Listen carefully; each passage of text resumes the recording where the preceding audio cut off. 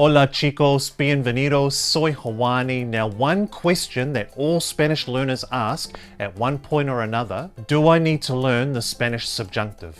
The answer really depends on what you want to get out of your Spanish. For example, if you're like me and you want to be able to express yourself fully in the language, make friends, connect with people on a deeper level, and overall master the language, then the answer is yes. You will need to learn the Spanish subjunctive. It's unavoidable because it's so common and you'll never be able to express yourself fully in the language without it. However, if you just want a baseline level of Spanish so that on the odd occasion, for example, you can go and visit a Spanish-speaking country, be able to ask for directions, order food in Spanish, and overall just have a basic conversation if needed, then in that case you can actually get away with not learning the Spanish subjunctive, and therefore if you don't want to learn it, you don't have to watch any more of this video. But if you do want to learn the Spanish subjunctive, then here are two simple and easy subjunctive phrases to learn that I found really useful.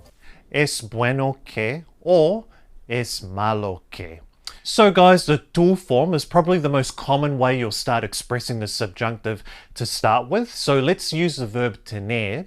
So the verb tener, as per normal in the present subjunctive, it is irregular as well. So the conjugation in the tú form is tengas. So tengas. Por ejemplo, if you wanted to say, it's good that you have a lot of friends, you'd say, es bueno que tengas muchos amigos. Again, es bueno que tengas muchos amigos. So remember, we have to use the subjunctive when there's a subject change. So you can see in this phrase here, the subject changes to you halfway through the sentence. I'm expressing my own personal opinion because there might be other people out there that might think it's a bad thing that you have a lot of friends. So these things trigger the subjunctive. All right, let's try another example. How would you say this? It's bad that you don't have a lot of friends. Cool, so this time we'd say, es malo que no tengas muchos amigos. So, es malo que no tengas muchos amigos. Can you see why these two phrases are so useful? Let's try some more examples. How would you say, it's good that you have 5 cars? So this time you'll say, es bueno que tengas 5 coches. So, es bueno que tengas 5 coches. All right, let's try another one. How would you say this? It's bad that you don't have a car.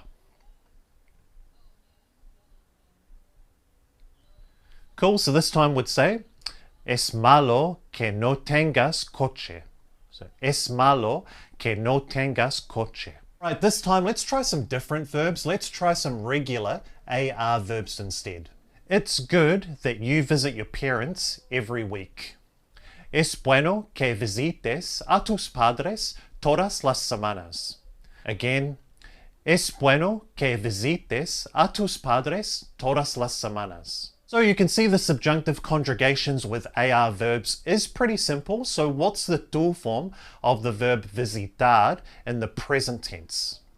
Yep, it's visitas. So as we saw in that previous example, in the present subjunctive, the conjugation for the tú form is visites. So all we simply do is change the A at the end of the verb over to an E instead. For example, if we take the verb trabajar, to work, in the present tense, the conjugation in the tú form is trabajas. So trabajas.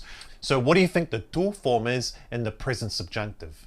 Yeah, nice and simple, trabajes. So trabajes. So again, we change the A at the end over into an E instead. So if you want to say, it's good that you work a lot, how would you say that?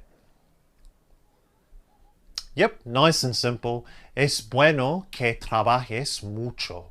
So, es bueno que trabajes mucho. Now, I know what you're probably thinking. What about ER and IR verbs? So let's take the example of comer, to eat.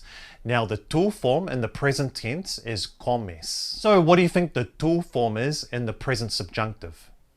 Yeah, nice and simple. So, tú comas. Tú comas. ER and IR verbs, we do it the opposite way, so we change the E at the end and flip it over to an A instead. Por ejemplo, if you wanted to say, it's good that you eat a lot of vegetables, how would you translate that? Yep, so you'd say, es bueno que comas muchas verduras. Again, es bueno que comas muchas verduras. What about if you wanted to translate, it's bad that you don't eat a lot of vegetables? Yeah, nice and simple. Es malo que no comas muchas verduras. So, es malo que no comas muchas verduras. Alright everyone, that's all from me for today. So I'm curious as well, do you personally have any present subjunctive phrases that you've found really useful? If so, then please put it in the comment section below, not only to help myself, but also to help everyone else out there who's also learning the present subjunctive. Remember, if you got any value from this video, please consider subscribing so that we can all keep improving our Spanish together. Apart from that one though, I'll see you in the next one. Hasta pronto.